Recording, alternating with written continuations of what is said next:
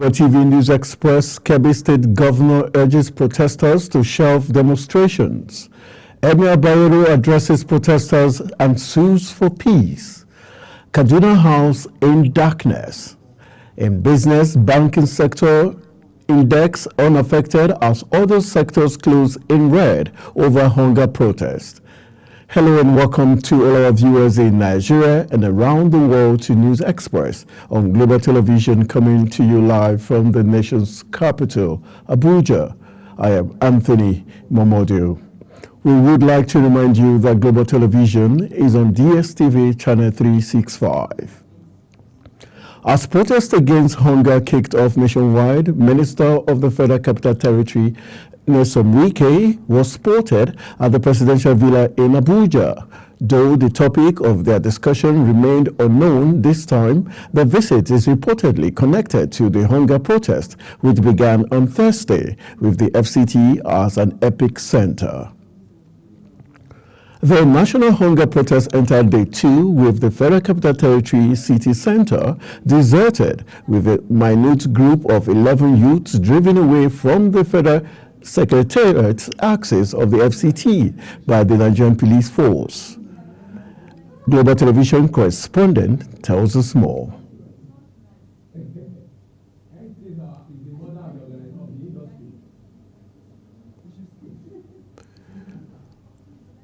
All right, that report will come in the course of the bulletin. Security forces have fired shots in the air and tear gas to break up protests, and states have imposed curfews as thousands join rallies across the country against the cost of living. Protesters say they were out on the streets to exercise their right to peaceful demonstration without undue interference by law enforcement agents. A lady, one of the protesters, also shared her experience during the incident. Nigerians are struggling with high-cost food. Inflation is at 40% and fuel is triple the price from a year ago. But many people were also concerned about insecurity around protests. One of the organizers of the #EndBadGovernance protest, the Take It Back movement, has condemned attacks by some men of the Nigerian Police Force on protesters gathered at the Beggar roundabout in the Federal Capital Territory, Abuja, early on Friday. Police officers stationed at the roundabout tear-gassed protesters and journalists alike who were gathered at the venue of the second day of protests. In a short statement, the director of mobilization for the Take It Back movement, Demi Larry Adenola, said the actions of the policemen were a reminder that the administration's claim of upholding the tenets of democracy was nothing but a facade. He stated that the disregard for human rights would only further provoke impoverished and hungry Nigerians, whom he said wouldn't be silenced. The Civil Society Legislative Advocacy Center, also called CISLAC, has called for the protection of protesters amid growing concerns that the demonstrations have been hijacked by criminal elements and political actors with nefarious intentions. Executive Director of the Center, Awal Rafsanjani, condemned the hijack of the peaceful protest in some places. While calling for the protection of protesters, he, however, urged them not to destroy properties and public infrastructure. The Emir of Kano, Alhaji Aminu Ado Bayero, has identified peace as the catalyst for the development of any society and called his subjects to always pursue the path of peace in channeling grievances.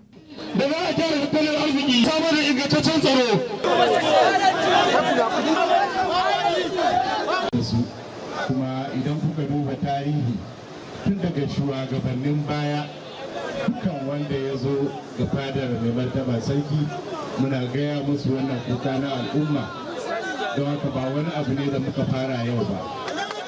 Insha Allah za mu ci gaba da bin dukkan hanyoyi da suka dace domin faɗar kukan al'ummarmu da shugabanni da Ubangiji ya bamu, da fatan za su ci gaba da sauraron mu a Emir made the assertion while receiving a multitude of protesters who visited him at the Gidan Nasarawa Palace to seek his royal blessing. He said the importance of peace for development cannot be overemphasized, particularly at this trying period. Alhaji Bayero identified with the resolve of the people to express their feelings on matters related to national development. He assured that their grievances would be forwarded to President Bola Ahmed Tinubu, whom he described as a listening leader. The Emir thanked the protesters for the peaceful manner in which they conducted themselves and wished them Allah's guidance. Kebbi State Governor Dr. Nasir Idris has appealed to the organizers of the ongoing End Bad Governance protest in the state to suspend their activities. The governor made the plea while addressing the people of the state on the current state of the nation shortly after an emergency state security council meeting. Sharon Ajay has details. According to Governor Idris, available intelligence suggests that some unpatriotic elements plan to import mercenaries from outside the state to cause chaos in Kebbi State. The government of Kebbi State is doing everything possible to address the challenges faced by its people. So therefore, we want to plead with the organizers of this protest to see reason. You only know the beginning of the protest. You will not know how it will end. The protest has been relatively peaceful in Kebbi State, with only minor incidents of violence reported in some local government area. The governor's appeal aims to prevent potential escalation. As of the time of filing this report, no protest has been recorded in Kebbi State, with people going about their normal businesses. Sharon Ajay reporting for Global TV News. The National Hunger Protest entered day 2 with the Federal Capital Territory City Center deserted with a minute group of 11 youths driven away from the Federal Secretariat axis of the FCT by the Nigerian Police Force. Global Television correspondent reports. The August National Hunger Protest, which entered the second day, witnessed smaller number of protesters seen around the Eagle Square axis, insisting they would continue to protest regardless of the intimidation from security agencies. All right, this is the second day of the hunger protest in Nigeria, and we're at the Federal Capital Territory. We're close to the Eagle Square, where was initially planned for the protest, and we're still seeing some Nigerian youths still demonstrating and still protesting the hunger in the land. And so let's get a view of what they think is happening at the second day of the hunger protest. Well, as for the security agencies, I'll be peculiar with the police in particular, because we were here yesterday and we attempted marching. As you can see, they're coming towards us. I don't know, maybe with the intent to arrest us or to shoot tear gas at us.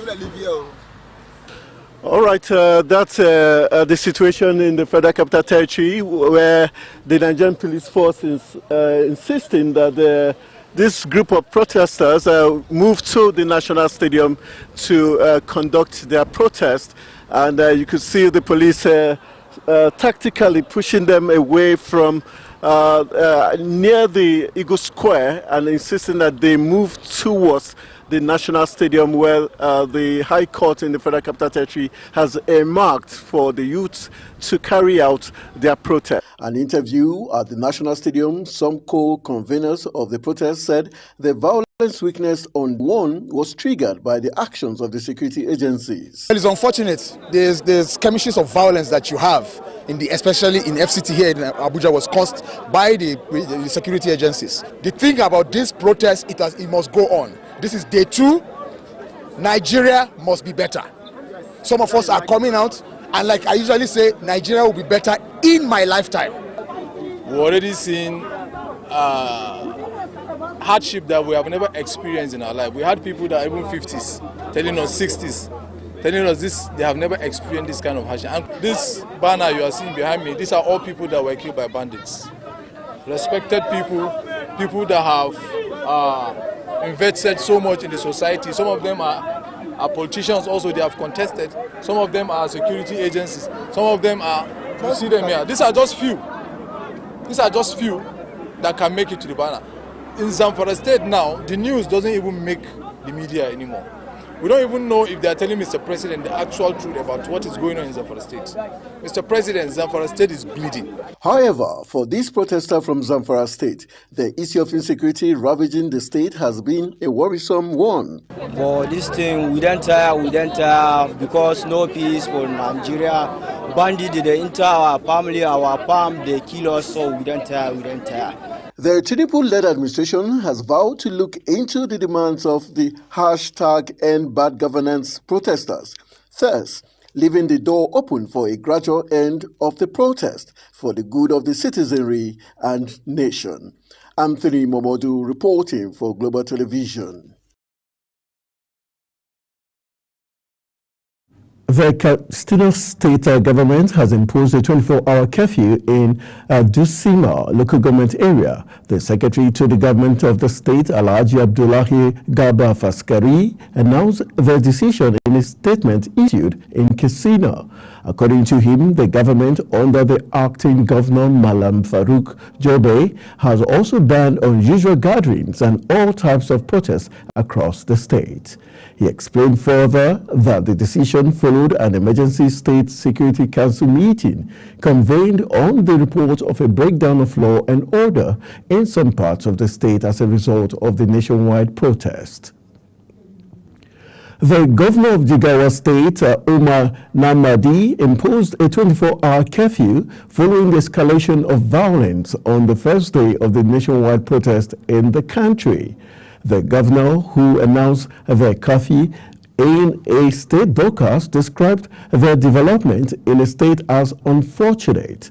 The governor, however, approved that the curfew be relaxed on Friday for 2.5 hours to enable worshippers to attend the Juma prayer in the mosque. The Borno State government and heads of security agencies have announced a temporary relaxation of the curfew imposed in the state to allow Muslims to observe their Friday congregational prayers. The Police Public Relations Officer Assistant Superintendent of Police, Daso Nahum, disclosed this in a statement released in Maiduguri. He said that the curfew would be relaxed from 12 p.m. to 3 p.m. to enable Muslims to attend the Jumat prayers at mosques closer to their communities. Ogun State Governor Dapo Abiodun has restored the peace and tranquility across the state, saying the conduct of the people of the state during the first day of the anti-hunger protest was commendable. Abiodun particularly commended the youth and students for shunning the protest. The governor, in a statement issued on Thursday by his chief press secretary, Lekan Adeniran, said there was no protest in the state as the youth hearkened to the advice of the state government not to allow themselves to be used by frustrated politicians. And still in the news, Kayode Agbe-Tokun, Inspector General of Police, says the police may lean on other security agencies, including the military, if the nationwide protest against hunger escalates. The protests turned violent in certain northern states, with looting and vandalism the order of the day in Kano, Kaduna, Gombe, and Yobe. The Kaduna Electricity Distribution Company has disconnected the Kaduna Government House over 2.9 billion naira debt. In a statement signed by the head Corporation Communication Abdulaziz Abdullahi, said the government's house had not paid for electricity consumed in 7 months. Bayelsa State has been thrown into blackout as suspected vandals tampered with 2 transmission towers, T98 and T99, which supply power to the state at the Igbo Gede community in Yenagoa local government area. The incident has led to the collapse of two 132 kV lines that transmit electricity to the state from Owerri in Imo State through the Ahoda in Rivers State. The governor said the state government was already working with the Transmission Company of Nigeria, TCN, to restore power as quickly as possible. Benue State Governor Reverend Hyacinth Alia has approved the removal of the chairman of the State Independent Electoral Commission, Dr. John Chem. The State House of Assembly had recommended the removal of the SIEC chairman. Members accused him of poor judgment, according to the statement issued by his Chief Press Secretary, Kula Teso, and made available to journalists in Makurdi. The governor had accepted their resolution. You're watching News Express coming to you live from the nation's capital, Abuja. We are on DSTV channel 365 and StarTimes channel 276. Kindly follow us on all social media platforms using @GlobalTVNG and other handles now showing on your screen. When News Express returns, banking sector index unaffected as other sectors close in red over hunger protests. We will bring you this and other stories right after this break. To stay with us.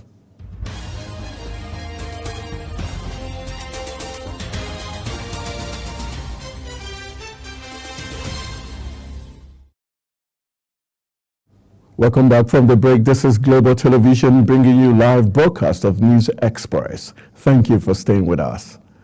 The Nigerian banking sector was unaffected by losses induced by hunger protests, which rocked some parts of the country on the trading day that commenced on August 1st, 2023. Tracked by the NGX Banking Index, price action on the sector appreciated by plus 0.42%, ending at 804.77 from an opening price of 801.43 naira. Daily trading volume on the sector's index remained unfazed, closing at 452.45 million at a value of 6.13 billion, while other sectors struggled with gains. In business, motor spirits continued today, while depots rationed the product released to marketers. In Abuja, some stations were observed to have been shut, while few ones that dispensed petrol recorded different levels of fuel queues. The Nigerian National Petroleum Company Limited (NNPCL) filling stations along Gusau Zone 1 had long queues of motorists who sought to buy petrol. Global TV's Ediken Markle reports.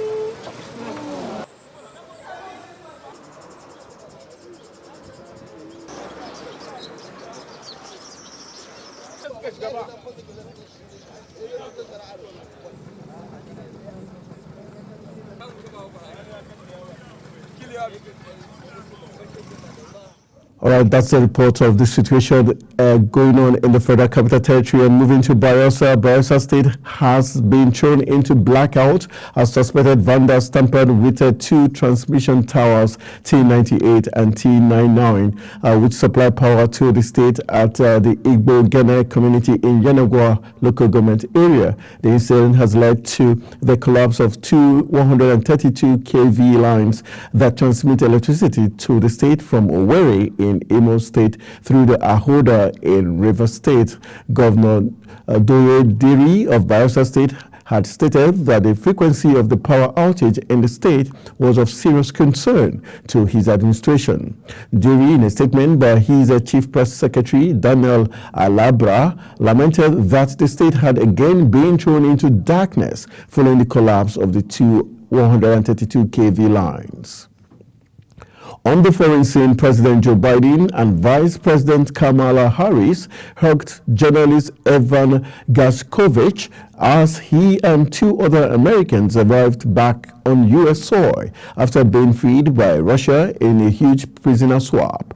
Wall Street Journal reporter Gershkovich, former U.S. Marine Paul Whelan, and journalist Alsu Komasheva were met by cheers from family and friends as they disembarked a plane before each embracing Biden and Harris. They were among 24 detainees released earlier in the biggest East-West prisoner swap since the Cold War. A witness to the Titan submersible disaster talked about the fear and false hope felt by those on its support ship. Roy Golding was on the Ocean Gate expedition when contact with the sub and its 5 passengers were lost on a dive to the Titanic in June 2023. But after learning the sub had imploded just hours into the dive, he said it was a comfort to know that those on board hadn't suffered. Golding was on the Polar Prince support ship to give presentations about the Titanic when the submersible went missing. And moving to Venezuela, Venezuelan President Nicolas Maduro has insisted his party is ready to present all the vote tallies from his country's disputed election after election observers said it could not be considered democratic.